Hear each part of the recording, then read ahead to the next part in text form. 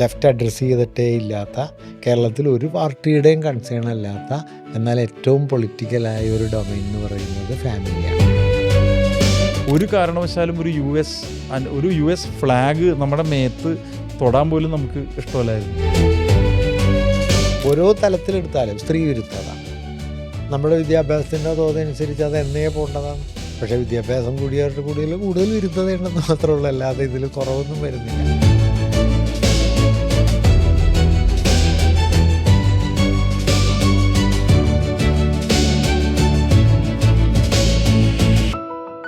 ഒറ്റ ചോദ്യവും കൂടി ഞാൻ ചോദിച്ച് അവസാനിപ്പിക്കാം. ഇനിയിപ്പോൾ കഴിഞ്ഞൊരു മാസം നടന്ന ഏറ്റവും 1-2 മാസത്തിലെ സംഭവമാണ് ഈ ഇറാൻ ആക്രമണം, അധിനിവേശം. പിന്നെ നമ്മുടെ മറ്റൊരു രാജ്യത്തെ ഭരണാധികാരിയെ തന്നെ അറസ്റ്റ് കൊണ്ടുപോവുക. ഇപ്പം ഏറ്റവും അവസാനമായി ക്യൂബനിലെ റൗൾ കാസ്ട്രോ അധികാരം ഒഴിഞ്ഞെങ്കിൽ അദ്ദേഹത്തിൻ്റെ പേരിൽ കേസ് ചാർജ് ചെയ്യുന്നു അമേരിക്കൻ കോടതി. ഇനി അദ്ദേഹത്തെ അറസ്റ്റ് ചെയ്ത് കൊണ്ടുപോകും എന്നുള്ള നമ്മളെല്ലാം പഠിക്കുമ്പോൾ, നിങ്ങൾ പഠിക്കുമ്പോൾ അതിൻ്റെ ഉത്തംഗ ശൃംഖത്തിലായിരിക്കും. ഞാൻ പഠിക്കുമ്പോൾ പോലും എൻ്റെ സ്കൂൾ വിദ്യാഭ്യാസമൊക്കെ വേറൊരു തലത്തിലാണെന്ന് സുനിലേട്ടൻ അറിയാം. പക്ഷെ ഞങ്ങൾക്ക് പോലും അന്നൊരു ആൻറ്റി യു എസ് ഫീലിംഗ് ഉണ്ടായിരുന്നു. ഇപ്പോൾ ഞങ്ങൾ കാൾ ലൂയിസ് ഓടുമ്പോൾ കൈയടിക്കുമെങ്കിലും യു എസ് എയും യു എസ് എസ് ആറും ഒരുമിച്ച് മത്സരിക്കുന്ന ഒരു ഒളിമ്പിക്സിൽ ഞങ്ങൾ നോക്കുന്നത് യു എസ് എസ് ആർ, ഇവിടെ ഈസ്റ്റ് ജർമ്മനി ഇവരെ മറികടക്കുന്നു. യു എസ് എസ് ആർ പണ്ട് മറികടക്കും. നമ്മളിങ്ങനെ മനസ്സിരുന്ന് ആഗ്രഹിക്കുന്നത് ഈസ്റ്റ് ജർമ്മനി ഇവരെ മറികടക്കണമെന്നാണ്. സോവിയറ്റ് യൂണിയൻ ഫുട്ബോൾ കളിക്കുമ്പോൾ നമ്മൾ അന്നത്തെ കളിക്കാരെ പോലും നമ്മുടെ ഹൃദയത്തിൽ, ഞാൻ റഷ്യക്കാരോട് പറഞ്ഞിട്ടുണ്ട്, വാസിലി റാറ്റ്സ്, അലക്സി മിഖായൽ ചെങ്കോ, ദാസിയേവ്, ഇതൊക്കെ നമ്മുടെ നാക്കിന് മുമ്പിൽ നിൽക്കുകയാണ്. ഒരു കാരണവശാലും ഒരു യു എസ് ഫ്ലാഗ് നമ്മുടെ മേത്ത് തൊടാൻ പോലും നമുക്ക് ഇഷ്ടമല്ലായിരുന്നു. പക്ഷെ ഇപ്പോൾ ഈ യു എസിൽ വലിയ പ്രതിഷേധം നടക്കുന്നുണ്ട്. അതെ, അതെവിടെ ഇല്ല. ഞാൻ കാണുന്നൊരു ഭയങ്കര വൈരുദ്ധ്യമാണ്. ഞാൻ മേയർമാരുടെ ഞങ്ങളുടെ ഒരു ഫോറം, അതിൽ യു എസ് മേയേഴ്സ് ഒരുപാടുള്ളൊരു കമ്മിറ്റിയിൽ ഞാൻ ഉണ്ടായിരുന്നു. ഞാൻ ഞെട്ടിപ്പോയി. യു എസ് എയിൽ നിന്നും കാനഡയിൽ നിന്നുള്ള മേയർമാർ വന്നിരുന്ന് അതിശക്തമായി ട്രംപിനെതിരെ യൂറോപ്യൻ മേയേഴ്സ് സംസാരിക്കുകയാണ്. ഞാനൊരു മാർക്സിസ്റ്റുകാരൻ, CPM-കാരൻ സംസാരിച്ചാൽ പോലും ഇനി അവർ പറഞ്ഞതിന് അപ്പുറത്തൊരു വാചകം എനിക്ക് കിട്ടാനില്ല. എന്താണ് പക്ഷെ അതിലൊരു മാറ്റം സംഭവിച്ചിട്ടുണ്ടോ? എന്താണ് നമ്മൾ ഒന്നാമത് ചർച്ച ചെയ്ത പോയിന്റ് ഇതിൻ്റെ പുറകിൽ കിടക്കുന്നുണ്ട്. അതായത് കേരളത്തിൻ്റെ ഒരു കോൺട്രഡിക്ഷൻ ഞാൻ പറയാം. ഈ സാമൂഹികമായി ഇപ്പം നമ്മൾ നേടിയ പല വളർച്ചകളുണ്ടല്ലോ. ഉദാഹരണത്തിന് IMR 4-ലെത്തി, അല്ലെങ്കിൽ മെറ്റേണൽ മോർട്ടാലിറ്റി കേരളത്തിൽ ഇന്ത്യയിൽ ഏറ്റവും കുറഞ്ഞതായി, സാക്ഷരത കൂടി, ആയുർദൈർഘ്യം കൂടി, അടിസ്ഥാന സൗകര്യ വികാസങ്ങളൊക്കെ കൈവന്നു. ചിലർ ഒരു പുതിയ തരം സ്കാൻഡിനേവിയൻ മാതൃക എന്നൊക്കെ ഇടയ്ക്കിടയ്ക്ക് പറയുന്നുണ്ടല്ലോ. അത് കുറച്ച് അതിശയോക്തിയാണെങ്കിൽ അതിലൊരു വസ്തുതയുമുണ്ട്. അപ്പോൾ ഇത്രയൊക്കെ പശ്ചാത്തല വികാസവും സാമ്പത്തിക വളർച്ചയും വന്ന ഒരു സമൂഹം അവബോധപരമായി മുമ്പോട്ട് പോകേണ്ടതാണല്ലോ. ഇല്ല എന്ന് മാത്രമല്ല, 1960-കളിൽ എത്രയോ പിന്നിരയിലുള്ള ഒരു സാമ്പത്തിക സ്ഥിതിയിൽ ഉണ്ടായിരുന്ന അവബോധപരമായ ബലം പോലും ഇന്ന് കേരളത്തിനില്ല. ഞാൻ വളരെ സിമ്പിളായിട്ട് പറയാം. അപ്പോൾ നമ്മൾ സാധാരണ നിലയിൽ പ്രതീക്ഷിക്കുന്ന പശ്ചാത്തല സൗകര്യങ്ങളുടെ വികാസം, സാമ്പത്തിക വളർച്ച, ജീവിത സുരക്ഷ, ഇതിൽ നിന്നും ഉണ്ടാകേണ്ടുന്ന അവബോധപരമായ മാറ്റം ഒട്ടും ഉണ്ടായില്ല, റിവേഴ്സായി. ഇപ്പോൾ ഞാൻ ഉദാഹരണം പറഞ്ഞു കഴിഞ്ഞാൽ, ആചാരപരത പണ്ടുള്ളതിനേക്കാൾ എത്രയോ കൂടുതലാണ്. വിദ്യാഭ്യാസമുള്ളവരുടെ ഇടയിലും കൂടുതലാണ്, ഇല്ലാത്തവരുടെ ഇടയിലും കൂടുതലാണ്. അപ്പോൾ ഓരോ തലത്തിലെടുത്താലും സ്ത്രീ വിരുദ്ധത നമ്മുടെ വിദ്യാഭ്യാസത്തിൻ്റെ തോതനുസരിച്ച് അത് എന്നേ പോകേണ്ടതാണ്. പക്ഷേ വിദ്യാഭ്യാസം കൂടിയവരുടെ കൂടുതൽ വിരുദ്ധതയുണ്ടെന്ന് മാത്രമേ ഉള്ളൂ, അല്ലാതെ ഇതിൽ കുറവൊന്നും വരുന്നില്ല. അപ്പോൾ ഈ വൈരുദ്ധ്യത്തിൻ്റെ ക്രക്സ് എവിടെയാണ് എന്ന് ചോദിച്ചാൽ, ഞാനതിൽ കാണുന്നൊരു കാര്യം, ഞാനത് ഒറ്റതിരിഞ്ഞ് പല സ്ഥലങ്ങളിലും പറഞ്ഞിട്ടുണ്ട്, ഞാൻ കരുതുന്നത് അത് നമ്മുടെ ഫാമിലി സ്പേസാണ്. ലെഫ്റ്റ് അഡ്രസ്സ് ചെയ്തിട്ടേ ഇല്ലാത്ത, കേരളത്തിൽ ഒരു പാർട്ടിയുടെയും കൺസേൺ അല്ലാത്ത, എന്നാൽ ഏറ്റവും പൊളിറ്റിക്കലായ ഒരു ഡൊമൈൻ എന്ന് പറയുന്നത് ഫാമിലിയാണ്. ഈ ഫാമിലിക്കകത്ത് നിങ്ങൾ എല്ലാം ഒളിപ്പിച്ച് വെക്കും. നിങ്ങളുടെ എല്ലാ പൊളിറ്റിക്സും പുറത്ത് നിർത്തിയിട്ട് വളരെ ഭദ്രമായ ഒരു വലതുപക്ഷ മണ്ഡലമാണ് ഈ വീട്. കഴിഞ്ഞ 75 കൊല്ലമായിട്ട് അതിന് കാര്യമായൊരു മാറ്റമില്ല. അതിനു മുമ്പ് മാറി, നാടുവാഴുത്തത്തിൻ്റെ കുടുംബഘടനയൊക്കെ മാറി ന്യൂക്ലിയർ ഫാമിലിയിലേക്ക്, ബുർഷ്വാ ഫാമിലി സിസ്റ്റത്തിലേക്ക് വന്നു. അതിൻ്റെ പോസിറ്റീവ് വാല്യൂസൊക്കെ നമ്മൾ ഇംബൈബ് ചെയ്തു ഒരു 50-കളായപ്പോഴേക്കും. അത് കഴിഞ്ഞത് അഴിക്കേണ്ടതുണ്ടായിരുന്നു. ഇപ്പോൾ ഉദാഹരണത്തിന് ഞാൻ പറഞ്ഞു കഴിഞ്ഞാൽ, കേരളത്തിൽ ഏറ്റവും കൂടുതൽ സാമൂഹ്യമായ ഒറ്റപ്പെടൽ അനുഭവിക്കുന്ന ഒരു വിഭാഗമാണ് നമ്മൾ നേരത്തെ പറഞ്ഞ വയോജനങ്ങൾ. അത് വീട്ടിലെ ആളില്ലാഞ്ഞിട്ട് മാത്രമല്ല, വീട്ടിലെ ആളുള്ളപ്പോഴും ഇവർ ഒരു എന്താ പറയുക, ഒരു ഭാണ്ഡമാണ്. ഏതെങ്കിലും മൂലയ്ക്ക് ഉപേക്ഷിക്കപ്പെട്ട ഭാണ്ഡങ്ങളാണ്. മറുഭാഗത്ത് കുഞ്ഞുങ്ങൾക്ക് മനുഷ്യാവകാശമുണ്ടെന്ന് കേരളത്തിൽ ആരെങ്കിലും കരുതണ്ടോ? അവരെന്ത് പഠിക്കണമെന്ന് തീരുമാനിക്കുന്ന അച്ഛനമ്മമാരുടെ തോന്നിയാസാണ്. അവിടെ നിന്ന് ആരെങ്കിലും പണിഷ് ചെയ്യുമ്പോൾ ഇവിടെ ചർച്ച തന്നെ ആരെങ്കിലും ജയിലിലിടും ചീത്ത പറഞ്ഞതിന്റെ പേരിൽ. എന്നിട്ട് അതിനെ നമ്മൾ പരിഹസിക്കും. ഞാൻ പറയണത് നമ്മുടെ കുട്ടി എന്ത് പഠിക്കണം എന്ന് തീരുമാനിക്കും. മനുഷ്യാവകാശത്തിന്റെ പ്രധാനപ്പെട്ട പ്രശ്നമാണല്ലോ. ഞാൻ പറയണത് നമ്മുടെ കുട്ടി എന്ത് പഠിക്കണം എന്ന് തീരുമാനിക്കുന്നതിൽ നിങ്ങളുടെ ഇച്ഛയൊന്നുമല്ല പ്രധാനം, ആ കുട്ടിയുടെ അഭിരുചിയാണ്. അവസാനത്തെ പരിഗണനയിൽ പോലും അത് വരില്ല. അമ്മ ഡാൻസ് പഠിച്ച് വലിച്ചില്ലെങ്കിൽ പിന്നെ കൊച്ചിൻ്റെ പാട് കിടക്കപ്പുറത്തില്ല, ഡാൻസ് പഠിക്കണം. എന്ത് കാര്യത്തിന്? അങ്ങനെ വൃദ്ധരൊരു ഭാഗത്ത്, കുഞ്ഞുങ്ങൾ മറുഭാഗത്ത്, സ്ത്രീകളൊരു ഭാഗത്ത്, ഇവരെല്ലാം അടിച്ചമർത്തപ്പെടുന്ന, എന്നാൽ ആരും ചർച്ച ചെയ്യാത്ത അങ്ങേയറ്റം റിയാക്ഷണറി ആയ ഒരു ഐഡിയോളജിക്കൽ സ്പേസാണ് ഫാമിലി. 65-70 കൊല്ലമായിട്ട് നോക്കൂ, എന്ത് മാറ്റം ഉണ്ടായി? ഒരു മാറ്റം ഉണ്ടായിട്ടില്ല. എന്ന് മാത്രമല്ല, വളരെ പ്രോഗ്രസീവാണെന്ന് കരുതുന്ന ആളുകൾ തന്നെ പറയണത് ഞാൻ കേട്ടിട്ടുണ്ട്, വീട്ടിൽ രാഷ്ട്രീയമൊന്നുമില്ല എന്ന്. അത് തന്നെയാണ് അവരുടെ പ്രശ്നം. യൂറോപ്പ് മുമ്പോട്ട് പോയി, നമ്മൾ പുറകോട്ട് പോയി. നമ്മൾ എന്നിട്ട് അതെന്തോ കുത്തഴിഞ്ഞു പോയി എന്നാണ് കരുതുന്നത്.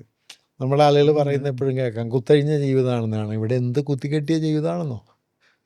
ഞാൻ പറയണത് ഇത് വളരെ പ്രധാനപ്പെട്ടൊരു പോയിൻ്റാണ്. കേരളത്തിലെ വലതുപക്ഷവൽക്കരണത്തിൻ്റെ കേന്ദ്രം എന്ന് പറയുന്നത് വലതുപക്ഷ പാർട്ടികളൊന്നുമല്ല, അത് ഈ മധ്യവർഗപരമായ കുടുംബഘടനയാണ്. അത് ഞാൻ മധ്യവർഗം അതിൽ തന്നെ ഒരു നിഷേധശക്തിയാണെന്ന് കാണുന്നില്ല. ലോകത്തെ പല മാറ്റങ്ങൾക്കും, പ്രോഗ്രസീവായ മാറ്റങ്ങൾക്കും മധ്യവർഗത്തിൻ്റെ വലിയ പിന്തുണയുണ്ടായിരുന്നു. പക്ഷേ അത് പുറമേ നിന്ന് രൂപപ്പെടുന്ന സാമൂഹ്യ സമ്മർദ്ദങ്ങളുടെ കൂടി ഫലമായിട്ടാണ് അത് ഉണ്ടാവുന്നത്. ആ സമ്മർദ്ദം നിങ്ങളുണ്ടാക്കിയില്ലെങ്കിൽ മധ്യവർഗം എന്ന് പറയുന്നത് എപ്പോഴും യാഥാസ്ഥിതികത്വത്തിലേക്ക് ചാഞ്ഞു പോകുന്നൊരു സാധനമാണ്. വൈലോപ്പിള്ളി കുടിയൊഴിക്കൽ എന്ന് പറഞ്ഞ് പണ്ടൊരു കവിത എഴുതിയിട്ടുണ്ട്. ആ കവിതയിൽ ഈ മധ്യവർഗത്തിൻ്റെ ക്രൈസിസാണ് 48 എഴുതിയതാണ് കേട്ടോ.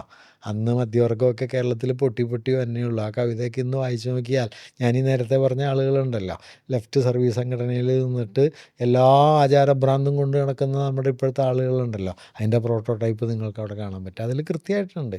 ഇതിനെ അഡ്രസ്സ് ചെയ്യണമെങ്കിൽ നമ്മൾ പുറത്ത് യുദ്ധം നടത്തിയിട്ട് കാര്യമില്ല, അത് ഈ സ്പേസിലേക്ക് നമ്മുടെ സമരത്തെ കൊണ്ടുവരണം. അത് കൊണ്ടുവരാത്തതുകൊണ്ട് എന്ത് പറ്റും? ഈ ആദ്യം ചോദിച്ച ചോദ്യത്തിലേക്ക് വരാം. അതായത് നിങ്ങൾ എന്താ പറയുക, ലെഫ്റ്റ് സർവീസ് സംഘടനയിലൊക്കെയാണ്, അല്ലെങ്കിൽ ലെഫ്റ്റ് പൊളിറ്റിക്സിനോട് ചേർന്ന് നിൽക്കുന്നുണ്ട്.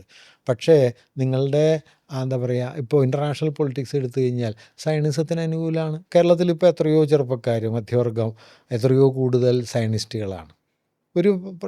ശരിയാണ്, അവർ കുറേ പേരെ കൊന്നോട്ടെന്ന് കരുതാണ്, അല്ലെങ്കിൽ ഇമ്പീരിയലിസം വളരെ ന്യായമാണെന്ന് കരുതുന്നതാണ്, അതിന് റെസിസ്റ്റ് ചെയ്യേണ്ടതില്ല എന്ന് കരുതുന്നവരാണ്.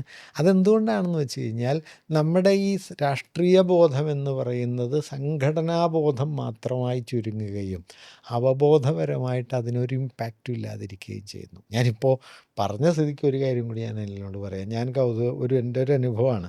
ഞാൻ ഈ പാർട്ടികളിലൊക്കെ ഉള്ള ആളുകളുമായിട്ട് സംസാരിച്ചപ്പോൾ ഞാനൊരാളോട് പറഞ്ഞു, ഇങ്ങനെ ഈ പാർട്ടി പ്രോഗ്രാം പരിപാടിയൊക്കെ ഒന്ന് വായിക്കണം, അതൊക്കെ ഒന്ന് മനസ്സിലാക്കണം. അപ്പോൾ മൂപ്പർ എൻ്റെ അടുത്ത് പറഞ്ഞത്, പരിപാടിയിൽ പങ്കെടുക്കുകയല്ലേ വേണ്ടേ, വായിക്കുകയല്ലല്ലോ. ഇത് ഞാൻ അതിശോക്തി പറയണതല്ല, നേരിട്ട് എന്നോട് പറഞ്ഞൊരു വാക്യമാണ്. ഇങ്ങനെ നമ്മൾ രാഷ്ട്രീയത്തിലെ നിശ്ചയിക്കുമ്പോൾ, അതായത് ഓർഗനൈസേഷണൽ ലെവലും നമ്മൾ നേരത്തെ പറഞ്ഞ ഗവൺമെൻറ് ലെവലും, ഇത് രണ്ടുമാണ് രാഷ്ട്രീയം എന്ന് കരുതുകയും ഇതിൻ്റെ രണ്ടിൻ്റെ അടിസ്ഥാനമായ രാഷ്ട്രീയ അടിത്തറ എന്ന് പറയുന്നത് വളരെ വീക്കൺ ചെയ്യപ്പെട്ടു. അപ്പോൾ നിങ്ങൾക്ക് ഒരു ഭാഗത്ത് ലെഫ്റ്റൊക്കെ ആയിരിക്കുമ്പോൾ അമേരിക്ക തെറ്റാണെന്ന് തോന്നില്ല, ഇസ്രായേൽ തെറ്റാണെന്ന് തോന്നില്ല, നിങ്ങൾക്ക് ഈ നാട്ടിലെ ചെറിയ കാര്യങ്ങളിൽ ഇടപെടാനായിട്ട് പറ്റുകയുമില്ല. ഇങ്ങനെയാണ് കേരളത്തിൻ്റെ ഒരു വലതുപക്ഷ ക്യാൻവാസ് വികസിച്ച് വരുന്നത്. ചുരുക്കി പറഞ്ഞാൽ, നമ്മുടെ സംഭാഷണത്തിൽ എനിക്ക് വ്യക്തമാകുന്ന ഒരു കാര്യം, അല്ലെങ്കിൽ കാണാൻ പോകുന്നവർക്കും വ്യക്തമാകുന്ന ഒരു കാര്യം, അതായത് നിങ്ങളുടെ ഒരു തെരഞ്ഞെടുപ്പ് പരാജയത്തെ പോലും അപഗ്രഥിച്ചാൽ, അതെ, ഏറ്റവും പ്രധാനപ്പെട്ടൊരു കാര്യം നിങ്ങൾ ഇലക്ഷൻ്റെ ഒരു മാസം എന്ത് പറയുന്നു എന്നുള്ളതല്ല, നിങ്ങൾ വ്യക്തി എന്നുള്ള നിലയിലെടുക്കുന്ന രാഷ്ട്രീയ നിലപാട്, നിങ്ങളുടെ കുടുംബത്തിലെടുക്കുന്ന നിലപാട്, പുറത്ത് നിങ്ങൾ അതിൻ്റെ ഔട്ടർ സ്പേസിൽ എന്ത് ചെയ്യുന്നു എന്നുള്ളത്. അതെ. അപ്പോൾ സത്യത്തിൽ പാർലമെൻ്ററി പൊളിറ്റിക്സിനേക്കാൾ പാർലമെൻറ്റേതര പ്രവർത്തനം ആണ് ഇടതുപക്ഷത്തിൻ്റെ പ്രസക്തി നിലനിർത്താൻ ഏറ്റവും കൂടുതൽ ഇടതുപക്ഷം ഏത് സ്ട്രാറ്റജി ആലോചിച്ചാലും ഈ പാർലമെൻറ്റേതര രാഷ്ട്രീയം പ്രധാനമാണ്.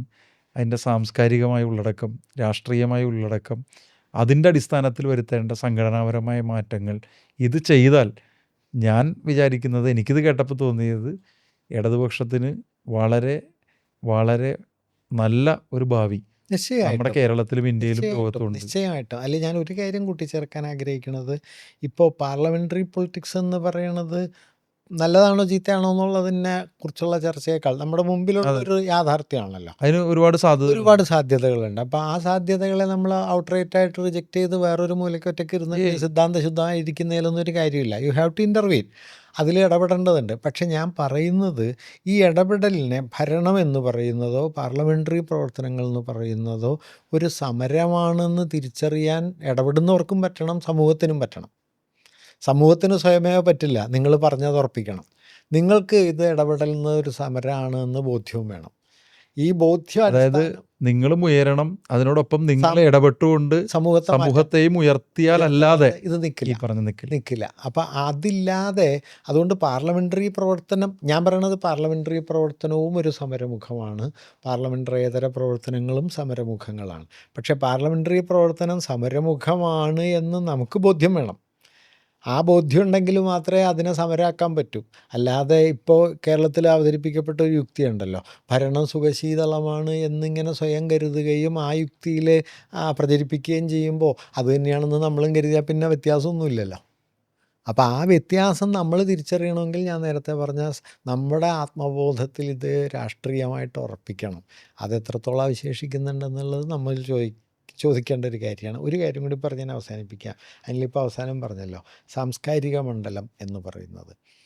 കേരളത്തിൽ ലെഫ്റ്റിൻ്റെ ഒരു വലിയ ദൗർബല്യം സാംസ്കാരിക മണ്ഡലത്തെ, അതിൻ്റെ ഒരു ശേഷിയെ അതൊട്ടും മനസ്സിലാക്കിയില്ല എന്നതാണെന്നാണ് ഞാൻ കരുതുന്നത്. ഞാൻ പണിക്കർ മാഷ് എപ്പോഴും പറയുന്നൊരു വാക്യം ഞാൻ എപ്പോഴും ശ്രദ്ധാപൂർവം കേട്ടിട്ടുള്ളത്, മാഷ് പറയും, സാംസ്കാരികമായി പ്രവർത്തിക്കുകയല്ല, സാംസ്കാരികമായി ഇടപെടുകയല്ല, സംസ്കാരത്തിൽ ഇടപെടണം. ഇത് രണ്ടും രണ്ട് കാര്യമാണ്.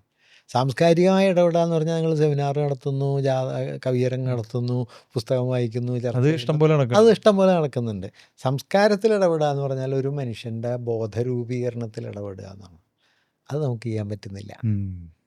അവിടെ ഇടപെട്ടുകൊണ്ടിരിക്കണ ആരാന്ന് ചോദിച്ചാൽ ജാതിയുണ്ട്, മതമുണ്ട്, ആചാരങ്ങളുണ്ട്, അത്തരം കാര്യങ്ങളൊക്കെ വളരെ ശക്തമായിട്ട് ഇടപെടുന്നുണ്ട്. നമുക്ക് അവിടെയൊന്നും ഇടപെടാൻ പറ്റുന്നില്ല. നമ്മൾ പുറംതട്ടിൽ നിന്നിട്ട് സെമിനാർ നടത്തുന്നു, മറ്റേ ഒരുപാട് അല്ലെങ്കിൽ പുസ്തക ചർച്ച നടത്തുന്നു, കഥ വായിക്കുന്നു, കവിത വായിക്കുന്നു, പടം വരയ്ക്കുന്നു. കൾച്ചറലി ഇൻ്റർവീൻ ചെയ്യുന്നതും കൾച്ചറിൽ ഇൻ്റർവീൻ ചെയ്യുന്നതും രണ്ട് കാര്യമാണ്. സംസ്കാരം എന്ന് പറയുന്നത് കലയും സാഹിത്യമൊന്നുമല്ല, ഒരു സമൂഹത്തിൻ്റെ അവബോധ നിർമ്മാണത്തിൻ്റെ ഘടനയാണ് സംസ്കാരം. അതിലിടപെടുക എന്നുള്ളത് വളരെ പൊളിറ്റിക്കലി പ്രാധാന്യമുള്ളതാണ്. പ്രത്യേകിച്ചും ഞാൻ ഈ നേരത്തെ പറഞ്ഞ 60% മധ്യവർഗമായി കഴിഞ്ഞ കേരളത്തെ സംബന്ധിച്ച്. അതേസമയം 60% കീഴ്ത്തട്ടിൽ ദാരിദ്ര്യം അനുഭവിക്കുന്നവരാണെങ്കിൽ ഇതിനത്ര പ്രാധാന്യം വരില്ല. കാരണം അവിടെ നമുക്ക് അടിസ്ഥാന വിഷയങ്ങളിൽ ഇടപെട്ടുകൊണ്ട് മനുഷ്യരുടെ ബോധത്തിൽ കുറേ കൂടി ഇമ്പാക്റ്റ് ഉണ്ടാക്കാൻ പറ്റും. ഇതത് പറ്റില്ല. അതുകൊണ്ട് തന്നെ ആശയമണ്ഡലത്തെ സംബന്ധിക്കുന്ന ഇടപെടൽ വളരെ പ്രധാനമാണ്. അവിടെ ഒരു കാര്യം കൂടി ഞാൻ പറയട്ടെ, നമ്മളതിൽ വളരെ ദുർബലമായിപ്പോയി. ഇപ്പം മാധ്യമങ്ങളോട് എങ്ങനെ ഇടപെടണം, സാമൂഹ്യ മാധ്യമത്തിൽ എങ്ങനെ ഇടപെടണം. ഇപ്പോൾ സാമൂഹ്യ മാധ്യമത്തിലൊക്കെ സംഭവിക്കുന്നത് വാളെടുത്തവരൊക്കെ വെളിച്ചപ്പാടാണ്. ഇവരെല്ലാം വെട്ടുന്ന ആത്യന്തികമായി കൊള്ളുന്നത് ലെഫ്റ്റിൻ്റെ ബോഡി പൊളിറ്റിക്സിലാണ്, അല്ലാതെ വേറെ ശത്രുവിനൊന്നും ഒന്നും സംഭവിക്കുന്നില്ല. ഏറ്റവും കൂടുതൽ സാമൂഹ്യ മാധ്യമങ്ങളിൽ നോക്കിക്കഴിഞ്ഞാൽ ഇടതുപക്ഷക്കാർ ചീത്ത വിളിക്കുന്നതിൽ വലിയൊരു പങ്ക് ഇടതുപക്ഷക്കാർ തന്നെയാണ്. കാരണം എനിക്ക് ബോധ്യപ്പെടാത്ത എന്തെങ്കിലും ഒരുത്തം പറഞ്ഞു കഴിഞ്ഞാൽ പിന്നെ അവനെ കൊല വിളിച്ചിട്ടേ നമുക്ക് മുമ്പോട്ട് പോകാൻ പറ്റുള്ളൂ. ഇങ്ങനെയുള്ള, അതായത് പണ്ട് പുരോഗമന സാഹിത്യ സംഘത്തിൻ്റെ പെരുമ്പാവൂർ രേഖ തുടങ്ങുന്നൊരു വാക്യമുണ്ട്, വീക്ഷണത്തിൽ എന്ന പോലെ വിലയിരുത്തലിലും സിദ്ധാന്തത്തിൽ എന്ന പോലെ പ്രയോഗത്തിലും വിഭാഗീയതകളില്ലാത്തൊരു സാംസ്കാരിക മഹാപ്രസ്ഥാനമാണ് ഇന്നത്തെ ആവശ്യം. അത് ബാബരി പള്ളി പൊളിച്ചതിന് ശേഷമുള്ള ഒരു ഐക്യമുന്നണി സങ്കല്പത്തിൻ്റെ ഘട്ടമാണ്. അന്നുള്ളതിനേക്കാൾ എത്രയോ ആവശ്യം ഇന്നുണ്ട്, അന്നുള്ളതിൻ്റെ പല മടങ്ങ് ആവശ്യമുണ്ട്. ഇപ്പോൾ എന്താണെന്ന് വെച്ച് കഴിഞ്ഞാൽ നേർത്തൊരു അഭിപ്രായ വ്യത്യാസം ഉണ്ടെങ്കിൽ അതിനെ ശത്രുവാക്കി കളയും. ഇപ്പം ഞാനൊരു ഉദാഹരണം പറയാം. പരിസ്ഥിതിയെ സംബന്ധിച്ച് തർക്കമുണ്ട്, എന്താണ് പാരിസ്ഥിതിക വീക്ഷണം എന്നതിനെ സംബന്ധിച്ച് ഏതളവ് വരെ പോകാം എന്നുള്ളതിൽ തർക്കമുണ്ട്, സ്വാഭാവികമാണ്. ഇപ്പോൾ ഭരണത്തിലിരിക്കുന്ന ഒരാൾക്ക് ഇക്കാര്യത്തിലുള്ള യുക്തിയായിരിക്കില്ല ഒരു പുറത്ത് നിൽക്കുന്ന ആൾക്കുള്ളത്. നെഗോഷിയേറ്റ് ചെയ്യണം. നെഗോഷിയേറ്റ് ചെയ്തൊരു അതല്ലാതെ അങ്ങനെ നെഗോഷിയേറ്റ് ചെയ്യുന്നതിന് പകരം പാരിസ്ഥിതികമായൊരു കൺസേൺ ഒരാൾ പ്രകടിപ്പിച്ചാൽ അയാളെ ചീത്ത പറഞ്ഞ് അപ്പുറത്താക്കും. ഈ കഴിഞ്ഞ തെരഞ്ഞെടുപ്പിലെ പരാജയത്തിന് ഞാൻ കാണുന്ന ഒരു കാരണം ഈ സാമൂഹ്യ മാധ്യമങ്ങളിലെ ആളുകളുടെ ചീത്തവിളിയാണ്. ചീത്തവിളി എന്നല്ല ഞാൻ പറയാം, വെറും തെറിയും തെപ്പുമായിട്ട് നടക്കുന്ന ആളുകൾ എത്രയെങ്കിലും ഉണ്ട്. അവരെല്ലാം സ്വയം പ്രഖ്യാപിത ഇടതുപക്ഷമാണ്. അവരെല്ലാം ഉണ്ടാക്കിയ ഡാമേജ് പക്ഷേ ഇടതുപക്ഷത്തെ വലിയ തോതിൽ നെഗറ്റീവായിട്ട് ബാധിച്ചിട്ടുണ്ടെന്നാണ് ഞാൻ കരുതുന്നത്. നമുക്കതിലൊരു പോളിസി ഇല്ല വാസ്തവത്തിൽ. അതേസമയം പ്രിൻറ്റ് മീഡിയയെ സംബന്ധിച്ചൊരു പോളിസിയുണ്ട്. പക്ഷേ അത് പ്രിൻറ്റ് മീഡിയ ഇപ്പം ആരും വായിക്കുന്നില്ല. വായിക്കുന്ന എല്ലാവരും കാണുകയും കേൾക്കുകയും ചെയ്യുന്ന ഒരു മാധ്യമമണ്ഡലത്തെ സംബന്ധിച്ച് നമുക്കൊരു ക്ലാരിറ്റി ഇല്ല. ഇപ്പോൾ പാർട്ടി ജനറൽ സെക്രട്ടറിയെ ചീത്ത വിളിക്കാൻ വരെ ആളുകൾക്കൊരു മടിയില്ല, അല്ലെങ്കിൽ ഏറ്റവും സീനിയറായ ആളുകളെ അധിക്ഷേപിക്കാനായിട്ടൊരു മടിയില്ല. അവർക്ക് ഇഷ്ടപ്പെട്ടില്ല എന്നുള്ളതാണ്. അപ്പോൾ ഞാൻ പറയണത് ഇതുണ്ടാക്കുന്ന ഒരു, അതുപോലെ തന്നെ ഈ എന്താ പറയുക, അവബോധപരമായിട്ട് ഏതാണ് ഒരു ലെഫ്റ്റ് പൊസിഷൻ എന്ന് പറഞ്ഞുറപ്പിക്കാൻ ഒരു വിഷയത്തിൽ ഒരു വീക്ഷണം വന്നാൽ ഇതിലൊരു പൊസിഷൻ പറഞ്ഞുറപ്പിക്കാനായിട്ട് പലപ്പോഴും നമുക്ക് പറ്റുന്നില്ല. ഡയലോഗ് നടക്കട്ടെ, ഡയലോഗ് വേണ്ടെന്നല്ല ഞാൻ പറയണത്, അപ്പോഴും നമുക്കൊരു പൊസിഷൻ വേണമല്ലോ. ആ പൊസിഷൻ ഇല്ല. അങ്ങനെയുള്ള ദൗർബല്യങ്ങൾ ഇടതുപക്ഷത്തിൻ്റെ തന്നെ ഉള്ളിൽ എന്താ പറയുക, അതിനെ ഉള്ളിൽ നിന്ന് കാർന്നു തിന്നുന്നുണ്ട്. അപ്പോൾ അതിലുമൊക്കെ അതാണ് ഞാൻ പറഞ്ഞത്, ഇന്നത്തെ പൊളിറ്റിക്കൽ രാഷ്ട്രീയ ശരീരത്തിൽ സംസ്കാരം എന്ന് പറയുന്നത് ഒരു അനുബന്ധ ഘടകമൊന്നുമല്ല.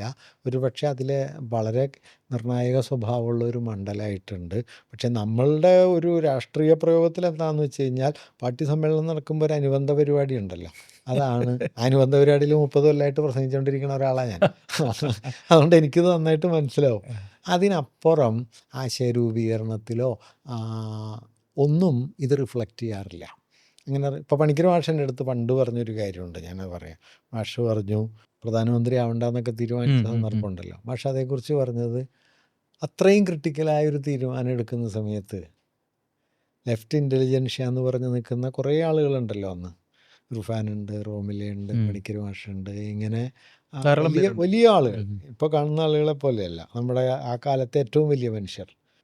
അവിടെ എവിടെയും ഇത് സംബന്ധിച്ച് ഒരു ആലോചന നടന്നില്ല എന്ന് മാഷനോട് പറയുന്നുണ്ട്. പുള്ളി പറയണതെന്ന് വെച്ച് കഴിഞ്ഞാൽ അതിലൊരു സാധ്യതയുണ്ടല്ലോ. അപ്പോൾ അവർക്ക് ശരിയറിയാനൊന്നും പറ്റില്ല, പക്ഷെ ചില ഇൻസൈറ്റ്സ് മറ്റുള്ളവർക്ക് ഇല്ലാത്തതുണ്ടാവും. അപ്പം അങ്ങനെ ഒരു ആലോചന. ഇന്ന് അങ്ങനെ ഒരു സംഭവം നടന്നു, ശ്രദ്ധിച്ചോ എന്ന് എനിക്കറിയില്ല. CPM സംസ്ഥാന സെക്രട്ടറി പത്രസമ്മേളനത്തിൽ പറഞ്ഞു, പുതിയ കാലത്ത് എന്തെല്ലാം ഞങ്ങൾ ചെയ്യണം, ഞങ്ങൾ എങ്ങനെയൊക്കെ മാറണം എന്ന് നിങ്ങൾക്ക് പൊതുവിൽ എല്ലാവർക്കും അഭിപ്രായം പറയാമെന്ന് പറഞ്ഞൊരു വെബ്സൈറ്റിൽ തയ്യാറാക്കിയത് പൊതുജനങ്ങൾ. ഇനി അതല്ല, ആ പൊതുജനങ്ങളുടെ കൂട്ടത്തിൽ സിമ്പതൈസേഴ്സ് ആയിട്ടുള്ള ആളുകൾക്കും അഭിപ്രായം പറയാം. അപ്പോൾ ഒരു ഡിസ്കോഴ്സ് തുറന്നു വെക്കണം. അല്ല, ഞാൻ കാണുന്നതെന്ന് വെച്ച് കഴിഞ്ഞാൽ ഈ നേരത്തെ അഭിപ്രായ വ്യത്യാസങ്ങളെ ഒന്നും ശത്രുതയായി കാണേണ്ടതില്ല. പക്ഷെ നമ്മുടെ ഒരു പ്രശ്നം എന്ന് പറഞ്ഞു കഴിഞ്ഞാൽ മൈനർ ഡിഫറൻസിനെ വരെ മേജർ ഓപ്പോസിഷൻ. ഞങ്ങളോട് പണ്ട് കൗൺസിലർമാരോട്, ഞാൻ ആദ്യമായിട്ട് ഇലക്ഷനിൽ നിന്ന് ജയിച്ച് വന്നപ്പോൾ AP ഞങ്ങളോട് പറഞ്ഞൊരു തമാശ പറയാം. എൻ്റെയൊക്കെ തലമുറയിലുള്ള കുറേ ആളുകളുണ്ട്, രാവിലെ ഒരു ചായക്കടയിലേക്ക് ചെല്ലും, എന്നിട്ട് അവിടെ ചെന്ന് ഒരു ചായ കുടിക്കും, അവിടെ ഉള്ള മുഴുവൻ ആളുകളോടും രാഷ്ട്രീയം പറയും, എന്നിട്ട് അവിടെ ഇരിക്കണം മുഴുവൻ ആളെ എതിരാക്കും. നിങ്ങൾ പുതിയ ചെറുപ്പക്കാർ അങ്ങനെ ചെയ്യരുത്, നമ്മളോട് അഭിപ്രായ വ്യത്യാസം പറയാനും അവർക്ക് സ്പേസ് ഉണ്ട്. അപ്പൊ അങ്ങനെ കൊടുത്ത് നിങ്ങൾ ശരിയായ രാഷ്ട്രീയം പറഞ്ഞ് അവരെ നിങ്ങളുടെ ഭാഗത്തേക്ക് അവരോട് സ്നേഹത്തോടെ ഇടപഴകി മാറ്റണം എന്നുള്ള, അത് തന്നെയാണ് സുനിലേട്ടൻ വേറൊരു രൂപത്തിൽ പറഞ്ഞത്, പ്രായോഗികതയാണ് പറഞ്ഞത്. ഞാനിതിനകത്ത് വ്യക്തിപരമായി ചെയ്തൊരു കാര്യമുണ്ട്. ഇപ്പം ചില ഘട്ടങ്ങളിൽ നമ്മൾ പ്രതീക്ഷിക്കാതെ ചില മനുഷ്യർ നമ്മളോട് ശത്രുത കാണിക്കുമല്ലോ. നമ്മളൊട്ടും പ്രതീക്ഷിക്കുന്നുണ്ടാവില്ല അവർ ശത്രുത കാണിക്കും. അങ്ങനെ ഒരുപാട് പേരുണ്ട്, ഞാൻ തന്നെ കാണാറുണ്ട്. എനിക്കുണ്ട്. കൂടുതൽ വിസിബിൾ ആവുന്നതോറും കൂടുതൽ അങ്ങനെ ചില ആളുകൾ 1-2 പേരോട്. അപ്പം ഞാനൊരു പൊസിഷൻ എന്നുള്ള നിലയ്ക്ക് ഞാൻ ഒരു ദീർഘകാലമായിട്ട് ഒരു 10-15 വർഷമായിട്ട് ചെയ്യുന്ന കാര്യം, ഞാനിതിൽ ഇടപെടുകയില്ല. എന്നെ ഒരാൾ ചീത്ത പറഞ്ഞാൽ ഞാൻ തിരിച്ചൊന്നും പറയില്ല. എന്ന് വെച്ചാൽ നേരിട്ട് ഞാൻ തർക്കിക്കാനും പോവില്ല. ഞാനത് പരിപൂർണമായിട്ട് ഇഗ്നോർ ചെയ്യും. ആദ്യമൊക്കെ നമ്മളെ കുറച്ച് ഇറിറ്റേറ്റ് ചെയ്യായിരുന്നു, മാനസികമായിട്ട് പുറത്ത് കാണിക്കുന്നില്ലെങ്കിലും. പിന്നെ നമ്മളത് സ്പർശിക്കാത്തൊരു കാര്യമായി. പക്ഷെ അങ്ങനെ അന്ന് ശത്രുഭാവം കാണിച്ച ആളുകൾ ഞാനന്ന് നിശബ്ദമായി നിന്നതുകൊണ്ട് ഒരു 5-8 വർഷം കഴിഞ്ഞപ്പോൾ അവരിൽ ചിലരൊക്കെ ഇപ്പം എൻ്റെ അടുത്ത സുഹൃത്തുക്കളാണ്. അപ്പം ഞാനെപ്പോഴും ഓർക്കും, ഞാൻ അന്ന് തിരിച്ചെന്തെങ്കിലും പറഞ്ഞിരുന്നുവെങ്കിൽ ഈ സൗഹൃദം പിന്നെ ഒരിക്കലും ഉണ്ടാവില്ലായിരുന്നു. അപ്പോൾ 5 വർഷം പിടിച്ചു നിന്നത് കൊണ്ട് അതിൽ കുറേ പേരെ സുനിലേട്ടൻ മേയറായപ്പോൾ എനിക്കും വന്ന മാറ്റം അതാ. ആ പണ്ട് SFI കാലത്ത് ഉണ്ടായിരുന്ന DYFI കാലത്ത് ഉണ്ടായിരുന്ന കൗൺസിലറായി വന്ന ഞാനല്ലായിരുന്നു മേയറായിരുന്നു. അതെ അതെ ആ പറ്റില്ല. ഭൂരിപക്ഷം ഇല്ലാത്തതിൻ്റെ പ്രത്യേകത ഉണ്ടായിരുന്നു. പക്ഷെ പിന്നെ ഞാനതിന് യൂസ്ഡായി. കാരണം മാധ്യമങ്ങളായിക്കോട്ടെ ഈ ശത്രുത എന്ന് പറയുന്നത് പോലും ശരിയല്ല, മറ്റൊരു വീക്ഷണം പറയുന്നു. അതെ അതെ ഈ രണ്ട് രാഷ്ട്രീയ പാർട്ടിക്കാരും വ്യത്യസ്ത അഭിപ്രായം പറയുമ്പോൾ പലപ്പോഴും ഞാൻ ചിരിക്കാറുണ്ട്. അതെ. ചിലത് ചിരിക്കണം എന്താണെന്ന് വെച്ചാൽ ഇത് പറഞ്ഞ് ഇവരെ ബോധ്യപ്പെടുത്താൻ പറ്റില്ലെന്ന് നമ്മളങ്ങോട്ട് ചിരിച്ച് തള്ളിയാൽ കുഴപ്പമില്ല. അത്രേ ഉള്ളൂ, അത്രേ വീണ്ടും നമ്മൾ നമ്മുടെ രാഷ്ട്രീയ നിലപാടിൽ ഉറച്ചു വെക്കുകയോ ചെയ്താൽ കുറെ കഴിയുമ്പോൾ അവർക്ക് മനസ്സിലാവും ഇയാളെ വെറുതെ നമ്മൾ ശത്രുപാളയത്തിൽ നിർത്തേണ്ട ഒരാളല്ല, അല്ല, നേരത്തെ പറഞ്ഞ സൗഹൃദം വരുകയും ചെയ്യും, വരികയും ചെയ്യും. നമ്മുടെ അടിസ്ഥാനപരമായ കാര്യം കാര്യങ്ങൾ പറയുകയും ചെയ്യും. നടക്കുകയും ചെയ്യാം. പ്രായോഗികമായിട്ട് അതേ പറ്റുള്ളൂ. അപ്പ- അത് ഈ രാഷ്ട്രീയ പ്രവർത്തനത്തിലും വേണമെന്നാ ഞാൻ മനസ്സിലായി. കരുതുന്നത്. അതായത് ഭിന്ന വീക്ഷണമുള്ള ഒരാളോട് എവിടെ വരെ പറ്റുമോ അവിടെ വരെ സംസാരിക്കണം, അതെ അതെ, സംവദിക്കണം. നമ്മുടെ അടിസ്ഥാനപരമായ നിലപാടുകളിൽ ഒരു മാറ്റം വരുത്താതെ. അതെ അപ്പോൾ സുനിലേട്ടനോട് സംസാരിച്ചാൽ എനിക്ക് വേണമെങ്കിൽ ഇന്നത്തെ രാത്രി ഉറക്കൂലാതിരുന്ന് സംസാരിക്കാം. അതെ അതെ പക്ഷെ അത് സുനിലേട്ടന് ഒരുപാട് പ്രയാസം ഉണ്ടാക്കും. ഇത്രയും നേരം തന്നെ സുനിലേട്ടൻ ഞാനുമായി പങ്കുവയ്ക്കാൻ കഴിഞ്ഞത് എനിക്കൊരു രാഷ്ട്രീയ വിദ്യാഭ്യാസമാണ്. പല കാര്യങ്ങളും നമ്മൾ കാണാത്ത പല കോണുകളിൽ നിന്നും കാര്യങ്ങൾ മനസ്സിലാക്കാനുള്ളൊരു എനിക്കും ഒരു വാതായനമാണ്. അപ്പോൾ ഒരുപാട് സന്തോഷം സുനിലേട്ടൻ സഹകരിച്ചു. Thank you.